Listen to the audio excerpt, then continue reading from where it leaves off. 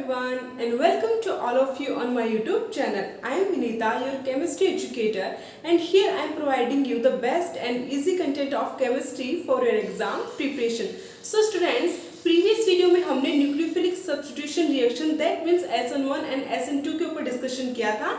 आज हम करने जा रहे हैं उन्हीं टॉपिक से रिलेटेड कुछ क्वेश्चन की प्रैक्टिस, जिससे हमें ये आइडिया आ जाएगा कि एग्जाम में इन टॉपिक से किस टाइप के क्वेश्चन आते हैं और इनको कैसे अप्रोच किया जाता है। तो चलिए फिर let's start practice. So the first question is, if X is halogen then the correct order for SN2 reactivity is। यहाँ पर स्टूडेंट्स फर्स्ट क्वेश्चन में ये पूछा गया है कि यहाँ पर आपको कुछ हैलाइड्स के ऑर्डर दिए गए हैं और आपको ये बताना है कि इनमें से SN2 रिएक्टिविटी के लिए सबसे सही करेक्ट ऑर्डर क्या होगा। सो स्टूडेंट्स, इस टाइप के क्वेश्चन को अप्रोच करने के लिए आपको ये पता होना चाहिए कि SN2 रिएक्शन के लिए हैलाइड्स की रिएक्टिविटी का ऑर्डर क्या होता है कि सबसे ज्यादा रिएक्टिव होता है 1 डिग्री हैलाइड, देन 2 डिग्री और सबसे कम रिएक्टिव होता है 3 डिग्री। इसके साथ ही अगर किसी रिएक्शन में carbon double bond oxygen that means carbonyl group present है अगर एल्किल हैलाइड के पास, या फिर कार्बन कार्बन डबल बॉन्ड है, तो ये ग्रुप से SN2 रिएक्शन की रिएक्टिविटी को एनहेंस कर देते हैं, बढ़ा देते हैं। सो स्टूडेंट्स, SN2 रिएक्टिविटी का ऑर्डर क्या होगा? सबसे ज्यादा reactive 1 degree halide, then 2 degree और सबसे कम 3 डिग्री। तो जैसा कि आप देख सकते हैं यहाँ पर फर्स्ट ऑप्शन में 2 डिग्री पहले दे रखा है, तो ये ऑप्शन रॉन्ग कर दो। देखो डी में क्या दे रखा है? 3 डिग्री दे रखा है ना, तो इस ऑप्शन को भी आप कैंसिल आउट कर दो। अब बचे क्या? बी एंड सी। सो यहाँ पर दोनों में ही 1 डिग्री एल्किल हैलाइड की रिएक्टिविटी सबसे ज्यादा दे रखी है। अब देन सेकंड नंबर पे कौन आएगा? 2 डिग्री। सो बी ऑप्शन में तो 3 डिग्री दे रखा है, जबकि सी ऑप्शन में क्या दे रखा है? 2 डिग्री। इसका मतलब ऑप्शन बी भी क्या हो जाएगा? इनकरेक्ट हो जाएगा। सो हमेशा ध्यान रखना, SN2 रिएक्शन की हैलाइड्स की रिएक्टिविटी का ऑर्डर होता है कि सबसे ज्यादा रिएक्टिव 1 डिग्री होता है, देन 2 डिग्री और देन 3 डिग्री। तो इस क्वेश्चन का सही आंसर हो जाएगा option number C. So students, इस तरह से आप इस क्वेश्चन को इजीली सॉल्व कर सकते हैं। Now the second question is, consider the following bromides correct order of SN1 reactivity is. So students, यहाँ पर आपको 3 मॉलिक्यूल्स 3 कंपाउंड्स दिए गए हैं। आपको ये बताना है कि इनमें SN1 रिएक्टिविटी का सही ऑर्डर क्या होगा। तो आपको पता होना चाहिए। इस क्वेश्चन को सॉल्व करने के लिए आप कौन से ट्रिक काम में लेंगे? सो स्टूडेंट्स, SN1 रिएक्शन के लिए हैलाइड्स की रिएक्टिविटी का ऑर्डर होता है कि सबसे ज्यादा स्टेबल होता है 3 डिग्री हैलाइड, देन उसके बाद में बेंजाइल हैलाइड,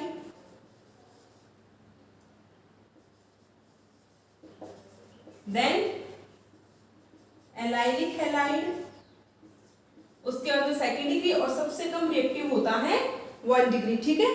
सो इस क्वेश्चन को सॉल्व करने के लिए आपको बस ये ऑर्डर ध्यान में रखना है। वापस सुन लीजिए, SN1 रिएक्शन के लिए हैलाइड्स की रिएक्टिविटी का सही ऑर्डर होता है 3 degree alkyl halide, then benzyl halide, allylic halide, 2 degree halide और सबसे कम रिएक्टिव होता है 1 डिग्री हैलाइड। सो स्टूडेंट्स, सबसे पहले ऑप्शन ए पे आते हैं। यहाँ पर ए जो है वो क्या है? 1 डिग्री हैलाइड है। ठीक है।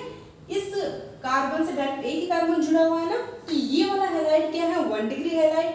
अब देखो ये वाला, तो इस कार्बन से कार्बन कार्बन डबल बॉन्ड जुड़ा हुआ है। ध्यान रखना, अगर किसी कार्बन से direct carbon carbon double bond जुड़ा हुआ रहता है तो इस टाइप के कार्बन को हम एलाइलिक कार्बन कहते हैं। और अगर इस एलाइलिक कार्बन से कोई भी ग्रुप जुड़ा हुआ हो, जैसे यहाँ पे फॉर एग्जांपल ब्रोमीन जुड़ा हुआ है, तो ये क्या हो जाएगा? Allylic bromide. सो ये हो गया एलाइलिक ब्रोमाइड। एंड सी में यहाँ पर ये 2 डिग्री हैलाइड है, क्योंकि इस वाले कार्बन से डायरेक्ट 2 कार्बन जुड़े हुए हैं ना। Me का मतलब होता है methyl, that means CH3 group. So ये हो गया 2 डिग्री हैलाइड। तो यहाँ पर करेक्ट ऑर्डर होगा SN1 रिएक्टिविटी का सबसे ज्यादा रिएक्टिव कौन सा? Allylic. So option B. Then उसके बाद में 2 डिग्री और सबसे कम रिएक्टिव होगा 1 डिग्री, दैट मींस ए। तो यहाँ पर स्टूडेंट्स SN1 रिएक्टिविटी के लिए सही ऑर्डर होगा B greater than C greater than A. So the next question is the SN2 mechanism for RH plus KOH मिलकर बना रहे हैं ROH plus KX, ठीक है। Follows with, that means आपको यहाँ पर ये एक SN2 रिएक्शन दी गई है जिसमें आपको ये बताना है कि बनने वाला जो प्रोडक्ट है इसका कॉन्फ़िगरेशन क्या होगा, 100% इन्वर्जन, 50% इन्वर्जन, 40% इन्वर्जन या फिर 30% इन्वर्जन। सो स्टूडेंट्स, SN2 रिएक्शन में हमेशा हमें इन्वर्जन प्रोडक्ट मिलता है और इसका रीजन क्या है? रीजन सिंपल सा है कि SN2 रिएक्शन में न्यूक्लियोफाइल का कार्बन पर अटैक और लीविंग ग्रुप का वहां से रिमूवल दोनों काम साथ साथ होते हैं, इसीलिए न्यूक्लियोफाइल कभी भी फ्रंट साइड से अटैक नहीं कर पाता। क्यों? क्योंकि फ्रंट साइड पे तो क्या प्रेजेंट है, लिविंग ग्रुप प्रेजेंट है ना, तो जब तक लिविंग ग्रुप यहाँ से निकलेगा ही नहीं तो न्यूक्लियोफाइल ऐड नहीं होगा।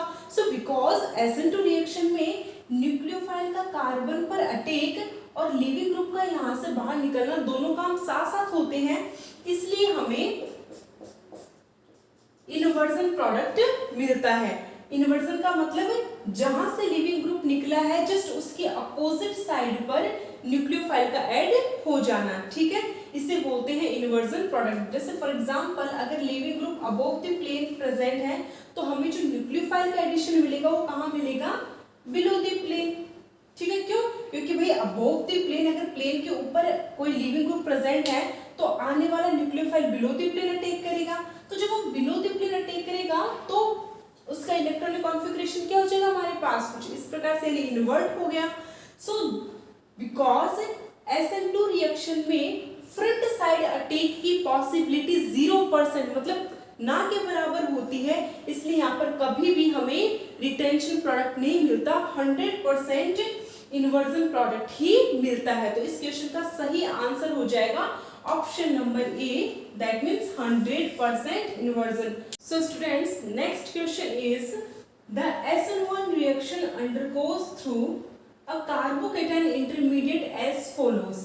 यहाँ पर आपको एक SN1 रिएक्शन दी गई है जिसमें RH रिएजेंट है। फर्स्ट स्टेप स्लो स्टेप होता है जिसमें लिविंग ग्रुप बाहर निकल जाता है और कार्बोकेटाइन का फॉर्मेशन हो जाता है।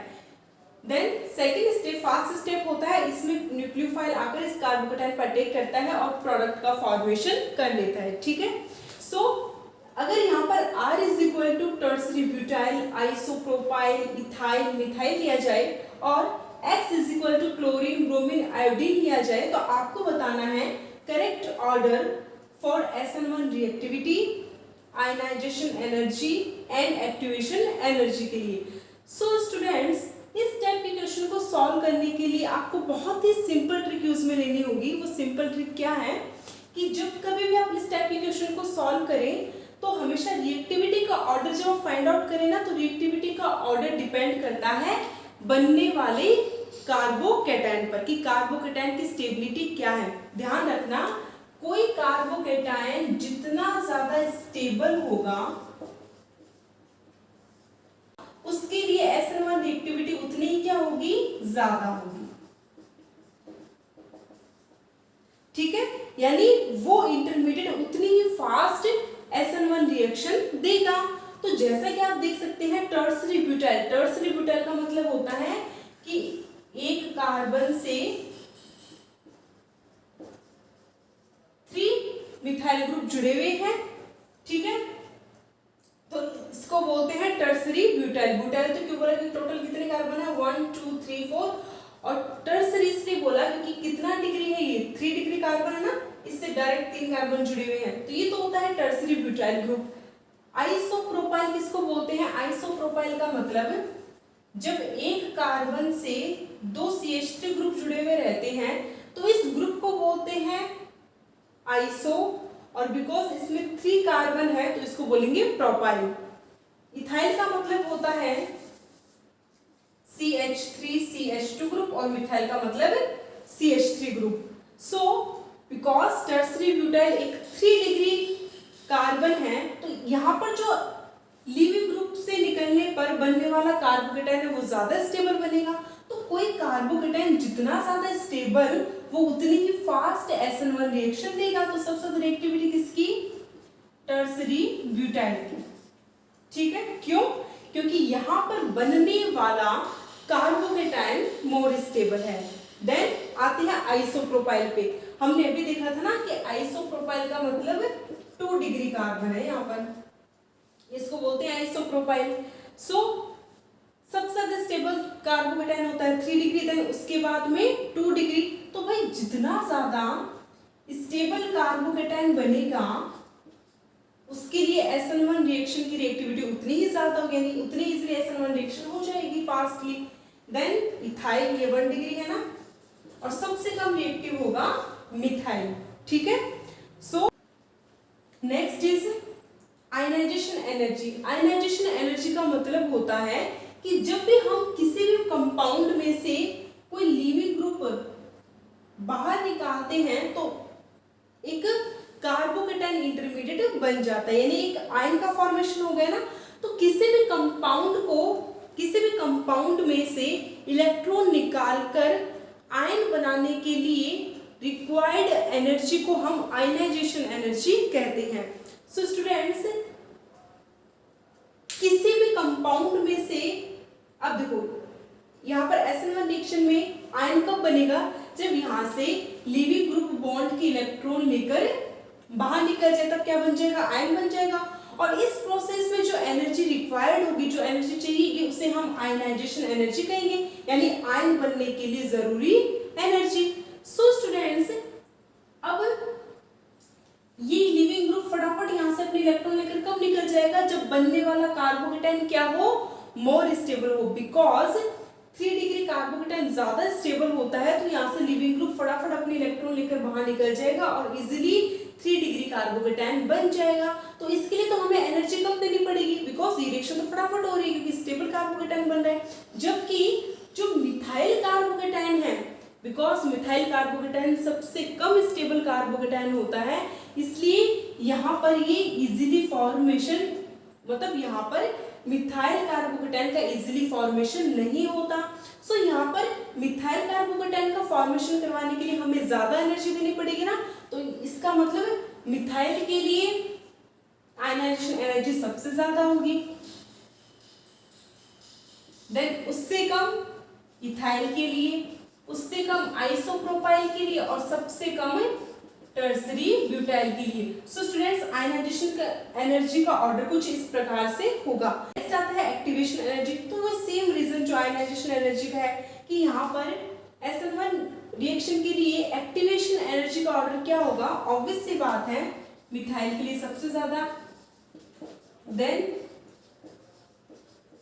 इथाइल, उससे कम आइसोप्रोपाइल, और सबसे कम tertiary butyl. The next question is which of the following reaction will go faster if the concentration of nucleophile is raised? That means आपको यहाँ पर कोई 4 reactions दी गई हैं, आपको ये बताना है कि इनमें से वो कौन सी reactions हैं जिनमें अगर न्यूक्लियोफाइल की कंसंट्रेशन बढ़ा दी जाए तो जो रिएक्शन है वो फास्ट हो जाएगी। सो स्टूडेंट्स, इस क्वेश्चन को सॉल्व करने के लिए आपको ये पता होना चाहिए कि जो SN1 रिएक्शन है उसकी रेट ऑफ रिएक्शन न्यूक्लियोफाइल की कंसंट्रेशन पे डिपेंड नहीं करती, ठीक है। जबकि SN2 रिएक्शन में जो रेट ऑफ रिएक्शन है वो न्यूक्लियोफाइल की कंसंट्रेशन पे डिपेंड करती है। दैट मीन्स अगर हम SN1 रिएक्शन की बात करें तो चाहे न्यूक्लियोफाइल की कंसंट्रेशन आप इंक्रीज करो चाहे डिक्रीज करो, SN1 रिएक्शन की रिएक्टिविटी पर, उसकी स्पीड पर, उसकी रेट पर कोई इफेक्ट नहीं होगा। क्यों? SN1 रिएक्शन में रेट ऑफ रिएक्शन न्यूक्लियोफाइल की कंसंट्रेशन पे डिपेंड नहीं करती, जबकि SN2 रिएक्शन की रेट ऑफ रिएक्शन न्यूक्लियोफाइल की कंसंट्रेशन पे डिपेंड करती है।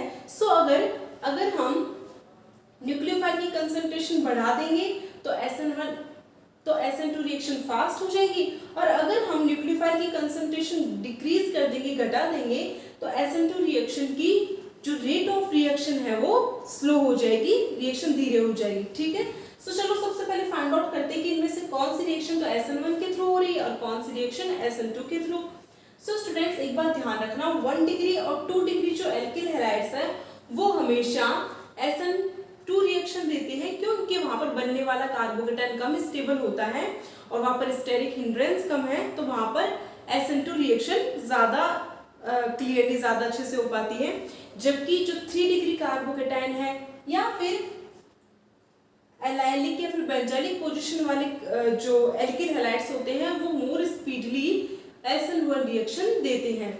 सो यहाँ पर देखो, आपको यहाँ पर जो एल्किल हैलाइड दिख रहा है ये क्या है, 2 डिग्री, ठीक है। और देखो जैसे न्यूक्लियोफाइल ने अटैक किया, यहाँ पर leaving group above the plane था ना, और अटैक करने पर न्यूक्लियोफाइल कहाँ ऐड हुआ, बिलो द प्लेन, यानी यहाँ पर कॉन्फ़िगरेशन क्या हो गया, इन्वर्ट हो गया, इन्वर्जन कॉन्फ़िगरेशन मिला ना। और ऐसा किसमें मिलता है, SN2 रिएक्शन में। दैट मींस ये किसका एग्जांपल है, SN2 रिएक्शन का। सेकंड देखो ये है 1 डिग्री हैलाइड, तो हमें पता है कि 1 डिग्री हैलाइड तो SN2 रिएक्शन देता है। नेक्स्ट आते हैं ऑप्शन 3 पे। जैसा कि आप देख सकते हैं कि अगर किसी भी हैलोजन के पास कोई ऐसा इलेक्ट्रोनेगेटिव ग्रुप प्रेजेंट हो जिसके पास लोन पेयर हो, तो यहाँ पर होता है क्या बच्चों कि जो फॉर एग्जांपल यहाँ पर ऑक्सीजन है ना, तो ऑक्सीजन क्या करेगा, अपने लोन पेयर इस कार्बन को दे देगा और यहाँ से लिविंग ग्रुप बाहर निकल जाएगा। तो जैसे ही लिविंग ग्रुप बाहर निकलेगा, यहाँ पर ऑक्सीजन पर पॉजिटिव चार्ज आ जाएगा और देन कोई न्यूक्लियोफाइल आकर यहाँ पर अटैक कर देगा। तो ये रिएक्शन कौन से मैकेनिज्म से हो रही है, SN1 से, ठीक है। एंड लास्ट फोर्थ, तो जैसा कि आप देख सकते हैं फोर्थ रिएक्शन में कार्बन जो है 1, 2, 3 डिग्री कार्बन है। हमेशा ध्यान रखना 3 degree carbon always and always SN1 reaction देता है। सो स्टूडेंट्स यहाँ पर SN1 रिएक्शन कौन कौन दे रहा है, 3 and 4, and SN2 reaction first और सेकंड कंपाउंड दे रहे हैं। सो फर्स्ट और सेकंड ऑप्शन यहाँ पर क्या होगा, यहाँ पर आंसर आ जाएगा इसका फर्स्ट एंड सेकंड, ठीक है। तो फर्स्ट और सेकंड रिएक्शन ऐसे रिएक्शन हैं जिनमें अगर हम न्यूक्लियोफाइल की कंसंट्रेशन को इंक्रीज कर देंगे तो इनकी जो रिएक्शन है वो क्या होने लग जाएगी, फास्ट होने लग जाएगी। क्यों, क्योंकि एक SN2 रिएक्शन है और SN2 रिएक्शन की रेट ऑफ रिएक्शन न्यूक्लियोफाइल की कंसंट्रेशन पे डिपेंड करती है। So the next question is the SN1 mechanism for substitution reaction by nucleophile is favored by, that means इस क्वेश्चन में आपसे पूछा गया है कि आपको यहाँ पर 3 कंडीशन दी गई है, आपको ये बताना है कि SN1 रिएक्शन में कौन सी कंडीशन फेवर्ड होती है। सो स्टूडेंट्स ध्यान रखना कि जब भी हम SN1 रिएक्शन करवाते हैं सो उसके लिए क्या क्या कंडीशन होनी चाहिए कि जो न्यूक्लियोफाइल की कंसंट्रेशन है वो लो होनी चाहिए, that means low concentration of nucleophile. Second, nucleophile की नेचर कैसी होनी चाहिए, weak, so weak nature of nucleophile. And solvent कैसा होना चाहिए, पोलर, सो पोलर सॉल्वेंट। अगर आपको ध्यान हो तो मैंने आपको बताया था SN2 रिएक्शन में हम पोलर अप्रोटिक सॉल्वेंट काम में लेते हैं, जबकि SN1 रिएक्शन में हम पोलर प्रोटिक सॉल्वेंट काम में लेते हैं। सो स्टूडेंट जैसा कि यहाँ पर तीनों कंडीशन ही SN1 मैकेनिज्म के फेवर में है, सो यहाँ पर करेक्ट ऑप्शन हो जाएगा option number D, all of these. So the last question is SN1 mechanism for the reaction RH plus KOH मिलकर बना रहे हैं ROH plus KX follow carbocation mechanism, free radical mechanism, carbanion mechanism, and option D is none. So question में पूछा गया है कि आपको एक SN1 रिएक्शन दी गई है और आपको ये बताना है कि ये SN1 रिएक्शन कौन से इंटरमीडिएट की हेल्प से कंप्लीट होती है, दैट मींस इस रिएक्शन में कौन सा इंटरमीडिएट बनता है। So carbocation, free radical, carbanion या फिर इनमें से कोई नहीं। तो आपको स्टूडेंट्स इस प्रॉब्लम को सॉल्व करने के लिए बात ध्यान में रखनी है कि हमेशा ध्यान रखना SN1 रिएक्शन 2 स्टेप्स में होती है।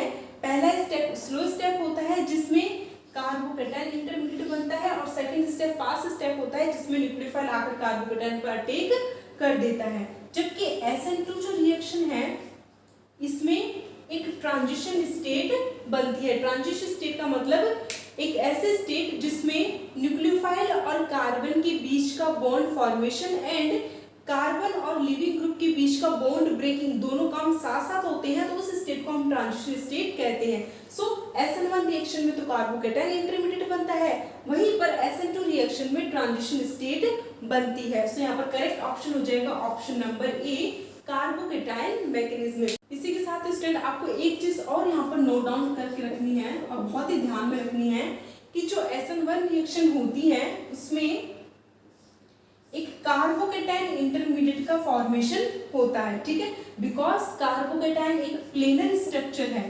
कार्बोकेटाइन कैसा होता है? प्लेनर होता है।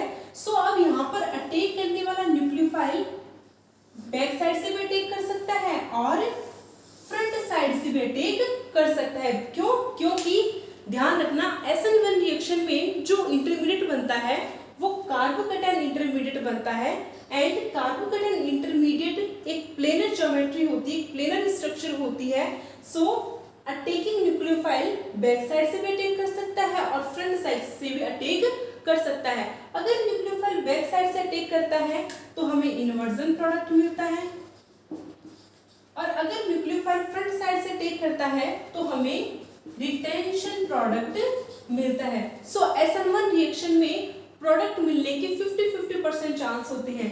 50% रिटेंशन मिल सकता है और 50% इन्वर्जन प्रोडक्ट मिल सकता है। दैट मीन्स हम ये कह सकते हैं कि SN1 रिएक्शन में हमें प्रोडक्ट के फॉर्म में रेसिमिक मिक्सचर प्राप्त होता है। दैट मीन्स 50% रिटेंशन प्रोडक्ट और 50% इन्वर्जन प्रोडक्ट। जबकि इसी में अगर हम बात करें SN2 रिएक्शन की, तो SN2 रिएक्शन में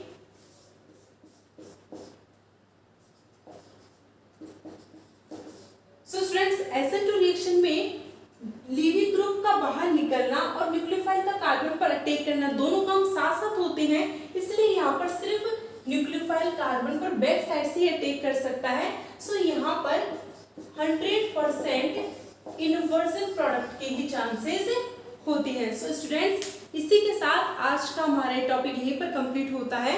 आई होप आपको समझ में आ गया होगा कि SN1 एंड SN2 रिएक्शन से रिलेटेड क्वेश्चन किस टाइप से एग्जाम में पूछे जाते हैं एंड उनको कैसे सॉल्व किया जाता है। इसी के साथ आज के लिए बस इतना ही। कल हम फिर मिलेंगे एक और इंटरेस्टिंग टॉपिक के साथ। तब तक के लिए thanks for watching my video. Thank you so much.